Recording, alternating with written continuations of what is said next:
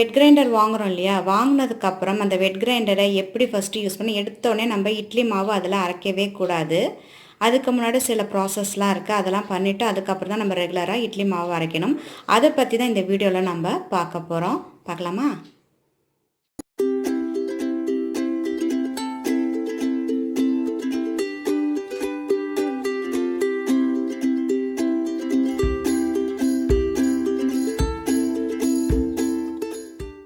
இதை நான் கழுவி சுத்தமாக எடுத்துகிட்டு வந்துட்டேன். உங்கள்கிட்ட விம்பாரோ இல்லை லிக்விடோ எது இருக்கோ அது சுத்தமாக நீங்கள் இந்தமாரி கல்லில் தூசி தப்படை எல்லாமே எல்லாம் அந்த ஓரம் வரைக்கும் நல்லா சுத்தமாக கழுவி வாஷ் பண்ணி எடுத்துகிட்டு வந்துடுங்க. அந்தமாரி அந்த கல்லையும் நான் வாஷ் பண்ணிட்டேன். இந்த தட்டிலேருந்து எல்லாத்தையும் கழுவி எடுத்துகிட்டு வந்தாச்சு. இப்போ இது எப்படி அரைக்கலாங்கிறத பார்க்கலாம். இப்போ இந்த ட்ரம்மை நம்ம இந்த கம்பியுமே இருக்குது பார்த்தீங்களா, இதில் இப்போ நான் அதில் செட் பண்ணிட்டேன். இப்போ அதுக்கு மேலே இந்த கல்லை செட் பண்ணியாச்சு. இப்போ இது மூவாமல் இருக்கிறதுக்காக, வெளியில் வராத அளவுக்கு இருக்கிறதுக்காக இதை நம்ம நல்லா டைட் பண்ணிடணும். புதுசாக நம்ம வெட் கிரைண்டர் வாங்கினோன்னு வச்சுக்கோங்களேன், அதாவது புதுசாக வாங்குறவங்களுக்காக சொல்கிறேன். வாங்கின உடனே நம்ம உடனே எடுத்தோன்னே கழுவிட்டு அப்படியே நம்ம இட்லிக்கு நம்ம மாவு அரைக்க முடியாது. ஏன்னா இங்கே ஓரத்திலாம் சின்ன சின்ன துகள்லாம் இருக்கும், அதாவது இந்த கல்லில் எல்லாம் இந்த கொத்திருப்பாங்க இல்லையா. அதனால என்ன செய்யணும் ஃபஸ்ட்டுன்னு பார்த்தீங்கன்னா, நம்ம சாதாரணமாக உங்களுக்கு பச்சை அரிசியோ இல்லை புழுங்கரிசியோ இல்லை விலை கம்மியாக இருக்கிற ஒரு அரிசியை ஒரு கப்பு ஒரு டம்ளர் அளவுக்கு நீங்கள் அதை போட்டு இந்த மாதிரி தனியாக இதை ஊற வச்சுக்கணும். இந்த அரிசியை தான் நம்ம ஃபஸ்ட்டு இதில் போட்டு ஆட்ட போகிறோம். ஏன்னா இந்த அரிசியை நம்ம பயன்படுத்தக்கூடாது. இந்த அரிசியை இந்த மாவு அரைச்சோன்னே இதை எடுத்து ஊற்றணும். அப்போ இந்த சின்ன சின்னதாக தூள்லாம் இருந்ததுன்னு வச்சுக்கோங்க, எடுத்து தூசியெல்லாம் அதெல்லாம் எல்லாம் வந்துடும். அதுக்கப்புறம் நம்ம இட்லி அரிசியை தோசைக்கு வேணுமோ ஆப்பத்துக்கு வேணும் நம்ம அரைச்சிக்கலாம். மத்தியானம் பார்த்திங்கன்னா இதை நான் ஒரு 6 மணி நேரம் ஊற வச்சுட்டேன். எந்த அளவுக்கு நம்ம இது தனியாக எடுத்து ஊற வச்சுருக்கேன் பாருங்கள். இட்லிக்கு முதல்ல அரைக்கிறதுக்கு உள்ளது மிஷினில் ஃபஸ்ட்டு அரைக்கிறதுக்காக இந்த அரிசி தனியாக வச்சுருக்கேன். அதுக்கடுத்தது பார்த்திங்கன்னா இட்லிக்காக அரைக்கிறதுக்காக ஊற வச்சுருக்கேன். இப்போ இட்லி அரைக்கிறதுக்காக பார்த்திங்கன்னா அரிசி சாப்பாட்டு, அதாவது பார்த்திங்கன்னா சில பேர் சாப்பாட்டு அரிசி போடுவாங்க, இட்லி அரிசியும் தனியாக கிடைக்கிது. சாப்பாட்டு அரிசி அப்படின்னு பார்த்திங்கன்னா நீங்கள் புழுங்கல் அரிசி எடுத்துக்கலாம். இப்போ புழுங்கல் அரிசியில் பார்த்தீங்கன்னா இந்த அளவுக்கு 4 கப்பு இந்த ஆளாக்குன்னு சொல்லுவோம். இதில் 4 டம்ளர் நான் 4 ஆளாக்கு இதில் போட்டிருக்கேன். இது ஒரு 6 மணி நேரம் ஊற வச்சுட்டு நல்லா அரிசியை களைஞ்சிட்டு 3-4 வாட்டி நல்லா கல் இல்லாமல் களைஞ்சிட்டு அதுக்கப்புறம் இதை ஊற வைங்க. அதுக்கு பார்த்தீங்கன்னா இது 4 இந்தமாரி ஆளாக்கில் 4 நீங்கள் டம்ளரே எடுத்துக்கோங்க. உங்களுக்கு புதுசாக நீங்கள் போகிறதுனா ஆளாக்கு இல்லைன்னா டம்ளர் எடுத்துக்கங்க. நீங்கள் எந்த டம்ளர் எடுக்கிறீங்களோ அதில் 4 இதுலேயும் 1 டம்ளர் இதையும் உளுந்து ஊற வச்சுருக்கேன். இதையும் பார்த்தீங்கன்னா ஒரு வாட்டி நல்லா வாஷ் பண்ணிவிட்டு அதுக்கப்புறம் நான் ஊற வச்சுருக்கேன். அதுக்கு சும்மா 1 டீஸ்பூன் அளவுக்கு வெந்தயத்தை தண்ணியில் ஊற வச்சுருக்கேன். இதெல்லாம் பார்த்தீங்கன்னா 6 மணி நேரம் ஊறினது. இப்போ ஃபஸ்ட்டு நம்ம இதை தான் அரைக்க போகிறோம். இதை அரைச்சி வெளியில் கொட்டிட்டு அதுக்கப்புறம் க்ளீன் பண்ணிட்டு தான் இப்போ இதெல்லாம் நம்ம வாஷ் பண்ணிடணும். இதை அரைச்சோன்னே வாஷ் பண்ணிட்டு தான் இதெல்லாம் நம்ம ஒன்றா எப்படி சேர்க்கறதுங்கிறத இப்போ பார்க்கலாம். உடனே எடுத்தோன்னா அதிகமாக அரிசி நம்ம போடக்கூடாது. அதிகமாக அரிசி நம்ம போட்டுட்டோன்னு வச்சுக்கலாம், இந்த மாதிரி அந்த ஓரத்தில் இருக்க தூள்லாம் வராது. அதனால் கொஞ்சம் கொஞ்சமாக அரிசியும் தண்ணியும் நம்ம சேர்க்கணும். இப்போ ஆட்டுக்கல் அம்மிக்கல்லாம் நம்ம செய்கிறோம்னா அந்த மாதிரி. இப்போ இது பார்த்தீங்கன்னா நல்லா ஆட்டிகிட்டு இருக்கு. இதை நைஸாக அரைச்சதுக்கப்புறம் இதை நல்ல ஒரு 1/2 மணி நேரத்துக்கு மேலே நல்லா ஓட்ட விடுங்க. அப்போ தான் இந்த தூசி தப்படை ஏதாவது இருந்தது ஓரத்தில் இருக்குன்னா அதெல்லாம் வெளியில் வந்துடும். அதுக்கப்புறம் நம்ம சுத்தமாக க்ளீன் பண்ணிவிட்டு மற்றதை சேர்க்கறதும் காட்டுறேன். இப்போ பார்த்தீங்கன்னா இது நல்லா மசிஞ்சிட்டு இந்த மாதிரி மசிஞ்சாச்சு. இப்போ எடுத்துடலாம். இப்போ நம்ம மாவெல்லாம் ஆட்டினோம் இல்லையா, ஆட்டினதுக்கப்புறம் நான் அந்த கல்லை தூக்கி பக்கத்தில் வச்சுட்டேன். இப்போ பாருங்கள் கருப்பாக ஒரு அழுக்கு மாதிரி தெரியுது பார்த்தீங்களா. இப்போ இதெல்லாம் இப்போ நம்ம இந்தமாரி மாவை அரைக்கும் போது தான் இந்த அழுக்கெல்லாம் வெளியில் வரும். அதுக்காக தான் அந்தமாரி மாவை ஊற வச்சு அதை அரைச்சி அதை வெளியில் போட்டுட்டு நல்லா க்ளீன் பண்ணிவிட்டு அப்புறம் நல்ல மாவு, அதாவது இட்லிக்க வேண்டிய மாவை நம்ம அரைக்கணும். இந்த மாதிரி நம்ம மாவு அரைச்சி இப்போ நம்ம ஊற்றுறதுனால என்ன ஆகுதுன்னு பார்த்தீங்கன்னா, முதல்ல இந்தமாரி போடுறதுனால இந்த ஜாயிண்ட்லாம் இருக்குல்ல, இந்த வெல்டிங் பண்ணது இதில் இருக்கிற அந்த தூசி தூள்லாம் இப்போ வெளியில் க்ளீனாக அதை க்ளீன் பண்ணியாச்சு. இப்போ நம்ம ஃபஸ்ட்டு உளுந்தை போட்டுடலாம்.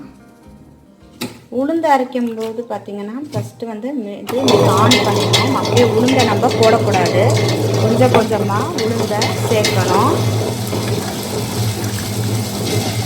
தண்ணி பார்த்திங்கன்னா கொஞ்சம் கொஞ்சமாக இந்த மாதிரி விடணும். அப்படியே தடன்னு எல்லாத்தையும் எடுத்து உளுந்தையும் தண்ணியும் சேர்க்கக்கூடாது, நம்ம அப்படியே எடுத்து விடணும். கொஞ்சம் திணற மாரி இருக்குது அப்படின்னா நம்ம கொஞ்சம் தண்ணி அது மாரி விடணும் அதில்.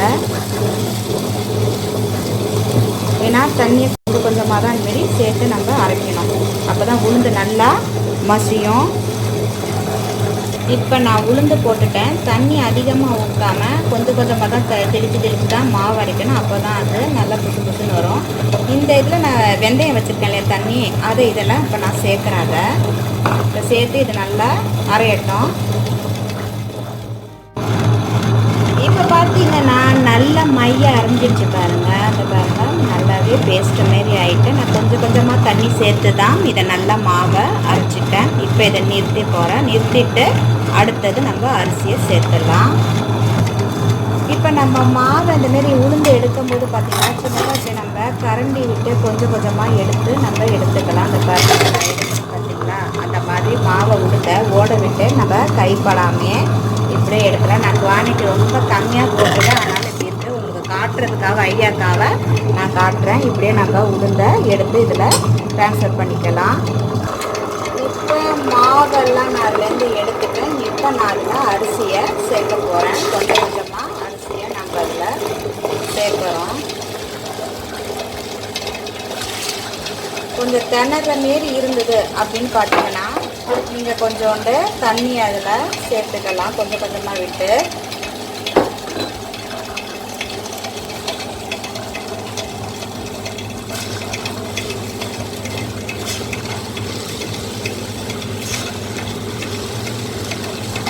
இப்போ நான் கொஞ்சம் கொஞ்சமாக சேர்க்கறது தண்ணியோடு சேர்த்து கொஞ்சம் கொஞ்சமாக தான் சேர்க்குறாங்க. அதனால் தண்ணி அதோட சேர்ந்து தான் வருது. இப்போ அது கொஞ்சம் மைய அரைச்சதுக்கப்புறம் கொஞ்சம் கொஞ்சமாக நம்ம தண்ணியை சேர்த்துக்கணும். கொஞ்சம் திணறினாலும் நீங்கள் தண்ணி அதில் சேர்த்துக்கோங்க. இப்போ அது அரைச்சிட்ருக்கு. இப்போ இதில் நான் கொஞ்சோண்டு தண்ணி அந்த மாதிரி சேர்க்குறேன். அப்போ தான் கொஞ்சம் மைய அது அரையும். ரொம்ப தண்ணியை தடவை நம்ம விட்டோம்னா நல்ல மைய அரைக்கவே அரைக்காது. அதனால தான் கொஞ்சம் கொஞ்சமாக தண்ணியை நம்ம அதில் சேர்க்குறோம். இப்போ இதில் நான் பார்த்திங்கன்னா கல் உப்பையும் நான் சேர்த்துடுறேன். ஏன்னா இந்த அரிசி அரைக்கும் போது பார்த்திங்கன்னா கல் உப்பு இந்த அளவுக்கு திட்டமாக இங்கே கொஞ்சம் கொஞ்சமாக சேர்ந்து நான் சேர்த்து பழக்கமானதை நான் திட்டமாக போட்டுட்டேன். இப்போ அதில் கொஞ்சம் நம்ம தண்ணியை அதில் ஆட் பண்ணுறேன், அவ்வளோதான். இப்போ அது கொஞ்சமாக ஆட் பண்ணியாச்சு. இது நல்லா இந்த ஓரத்தில் இருக்கலாம் அப்படியே தள்ளி விட்டுற வேண்டியது தான். நீங்கள் அதுக்கு ஸ்பேக்டில் ஒன்று கொடுப்பாங்க, அதை வச்சு தருங்க. எனக்கு ஞாபகம் தெரியும், நீங்கள் கையை விட்டுறாதீங்க அதுக்குள்ளே. இப்போ பாருங்கள் தனியாக உளுந்து மாவு அரைச்சி இதுமாரி தனியாக செப்பரேட்டாக வச்சுக்கணும். ஏன் உளுந்தையும் அரிசியும் சேர்த்து போட்டால் என்னான்னு கேட்பீங்க. ஏன்னா உளுந்து மைய புசு புசுன்னு நல்லா மாவு நல்லா அரைஞ்சி வரணும். அரிசி வேறு மாரி டைமிங் கரையும். அதனால் ரெண்டுத்தையும் சேர்த்தோம்னா மாவு பார்த்தீங்கன்னா இட்லி சுட்டாலும் சரி, தோசை சுட்டாலும் கல் மாரி இருக்கும். அதனால் முதல்ல நீங்கள் தோசைக்கு அரிசி கூட போட்டு ஊற வச்சு அதை அரைச்சிட்டு கூட நீங்கள் உளுந்து போடலாம். ஆனால் உளுந்து அரைச்சிட்டு நல்ல மைய அரைச்சி இந்தமாரி எடுத்து வச்சுக்கோங்க. திக்காக இருக்கணும், தண்ணி நிறையா ஊற்றாமல் இப்படி ஊற்றுனீங்கன்னா அதை பாருங்கள் இந்த கன்சிஸ்டன்சியில் இருக்கணும். அதுக்கப்புறமாக்கி அந்த மாவு நம்ம அரைக்கிறோம் இல்லையா, இடியும் நம்ம நல்ல கையால் தான் நம்ம கலக்கணும். அதை நான் உங்களுக்கு காட்டுறேன். மாவு அரைச்சோன்னா நான் உங்களுக்கு காட்டுறேன். இப்போ இந்த மாவை இந்த குண்டால் ஊற்ற போகிறேன். அதாவது உளுந்து மாவு அரைச்சாலும் ஃபஸ்ட்டு அதை இதில் ஊற்றி நல்லா இப்போ அரிசி மாவு ரெடி ஆனோன்னா ரெண்டுத்தையும் கலக்க போகிறேன். அதனால் இந்த குண்டா எடுத்துருக்கேன். இப்போ மாவு நல்லா மசிஞ்சிட்டான்னு பார்ப்போம். ஸோ லைட்டாக அந்த மாதிரி லைட்டாக குறன்னு இருந்தால் தான் நல்லாயிருக்கும். இப்போ இந்த ஸ்டேஜில் நம்ம இதை ஆஃப் பண்ணலாம். அதுக்கு முன்னாடி பார்த்திங்கன்னா நம்ம எப்படி உளுந்துக்கு எடுத்தாலே அதேமாரி இந்த மாவையும் இந்த கரண்டியால் நீங்கள் கை தொடாமலேயே இது ஃபுல்லாகவே நீங்கள் எடுத்து முடிச்சிடலாம். அதுக்கப்புறமாக்கி நான் காட்டுறேன். இப்போ இதில் இருக்கிற மாவெல்லாம் நான் இதில் ஊற்றி வச்சுட்டேன். இப்போ இந்த கிரைண்டரில் பார்த்திங்கன்னா அப்படியே இந்த மாவெல்லாம் கொஞ்சம் ஒட்டிகிட்டு இருக்கு இல்லையா, இது வாஷ் பண்ண மாதிரி கொஞ்சோடு நம்ம தண்ணி விட்டால் சூப்பராக வாஷ் பண்ண மாரி வந்துடும். பாருங்கள் நான் காட்டுறேன் உங்களுக்கு. ரொம்ப நீங்கள் சிரமமே படாமல் இந்த பாருங்கள் கொஞ்சோடு தண்ணி விட்டீங்கன்னா ஃபுல்லாக சூப்பராக அதுவே உங்களுக்கு அப்படியே வாஷ் பண்ண மாதிரி வந்துடும். ஸோ ஈஸியாக நம்மளும் இதை வாஷ் பண்ணி எடுத்துக்கலாம்.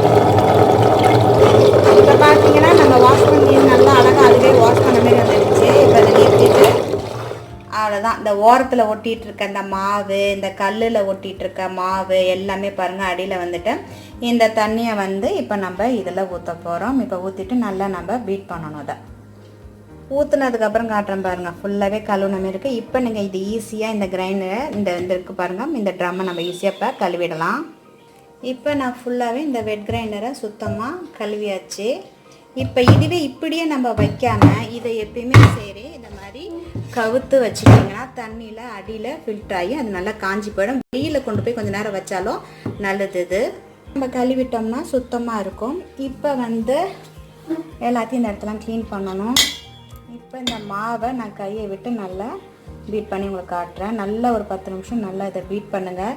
நம்ம கையில் இருக்கிற அந்த சூடுனால அது புளிச்சு நல்ல பஃபியாக காலையில் இட்லி வரும். அதுக்காக தான் கையை விட்டு நல்லா கலருங்க அப்படின்னு சொல்கிறாங்க.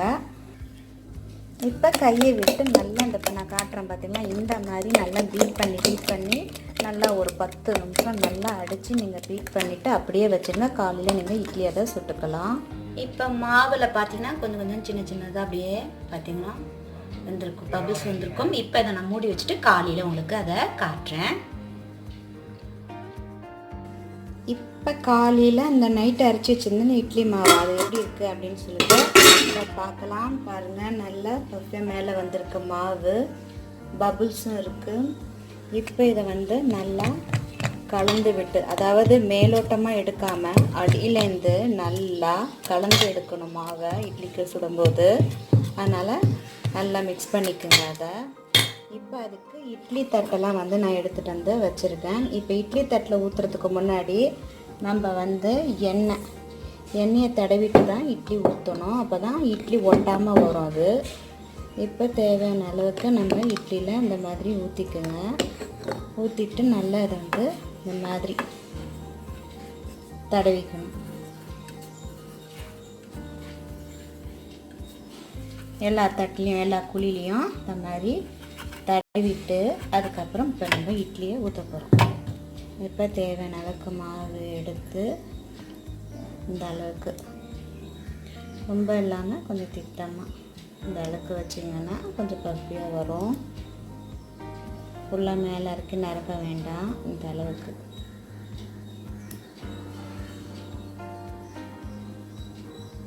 இப்படியே எல்லா குழிலையும் ஊற்றணும். நமக்கு எவ்வளோ இட்லி வேணும் அப்படின்னு சொல்லிட்டு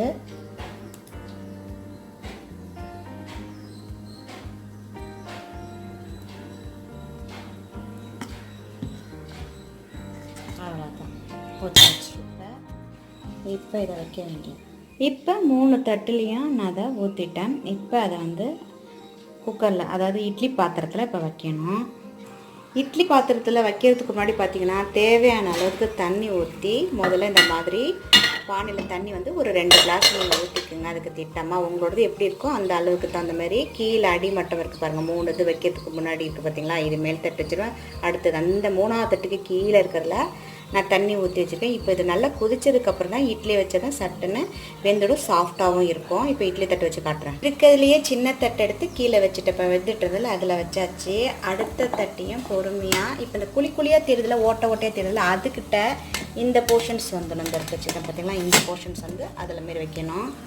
இப்போ இந்த மாரி ஓட்டை இருக்குல்ல, இதுக்கிட்ட இந்த மாதிரி குழியாக இருக்கிறத வச்சா தான் எல்லா இடத்துலையும் அது இப்போ இல்லை மேலே இருக்கிற தட்டை நான் வச்சாச்சு. இப்போ அது வேகட்டும். இப்போ அதில் அதை போட்டுற வேண்டியதான், மூடி போட்டுற வேண்டியதான். இப்போ அது ஒரு 10 நிமிஷம் வெந்தால் போதும். வெந்ததுக்கப்புறம் அதை எடுத்து காட்டுறேன் உங்களுக்கு. இப்போ இட்லியெல்லாம் இருந்திருக்கு. ஸோ நான் அந்த இடத்துல குத்தி பார்த்தேன் மாரி இப்படி அமுக்கி உள்ளார அழுத்தி இப்படி எடுத்தோம்னா ஒட்டாமல் வரணும். அப்படி ஒட்டாமல் வந்துச்சுன்னா இட்லி வெந்துட்டு இனி குத்தி காட்டுறேன். இது அழுத்தி இப்படி ஒட்டாமல், ரொம்ப ஒட்டாமல் வந்துச்சுன்னா இட்லி வெந்துட்டு எடுக்க முடியாது இல்லையா. அதனால் கொஞ்சோண்டு நம்ம தண்ணி இப்படி லைட்டாக நம்ம தெளித்தோம்னா அழகாக வந்துடும். அது இப்படி தெளித்து வச்சுட்டிங்கன்னா வந்துடும். துணி போட்டிங்கன்னா இன்னும் ஈஸியாக வந்துடும். இப்போ சாஃப்டான இட்லி ரெடி. அப்படி பாருங்கள், அப்படி தொட்டோன்னே வர மாதிரி நல்லா சாஃப்டாக இருக்குது இந்த இட்லி. இப்போ அதுக்கு தக்காளி சட்னி,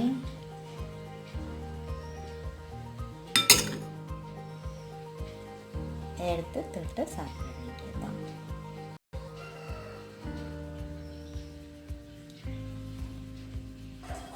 இந்தமாரி குட்டியோண்டு ஒரு அன்னை வெட்டி வாங்கிக்கோங்க. அதை நான் சொல்ல மறந்துட்டேன். இது ஈஸியாக நமக்கு இட்லி எடுக்கிறதுக்கு ஈஸியாக, ரொம்ப குட்டி சைஸ். இது எல்லா ஸ்டைல் ஷாப்லேயும் கிடைக்கும். இது உங்களுக்கு பிடிச்சிருந்தா லைக் கொடுங்க, கமெண்ட்ஸ் கொடுங்க. இது வரைக்கும் நம்ம சேனலை சப்ஸ்கிரைப் பண்ணாதவங்க சப்ஸ்கிரைப் பண்ணி வச்சுக்கோங்க. பக்கத்தில் இருக்கிற பெல் ஐக்கானையும் ப்ரெஸ் பண்ணிக்கோங்க. உங்கள் ஃப்ரெண்ட்ஸ் அண்ட் ரிலேட்டிவ்க்கும் ஷேர் பண்ணுங்க. நன்றி. மீண்டும் சந்திப்போம்.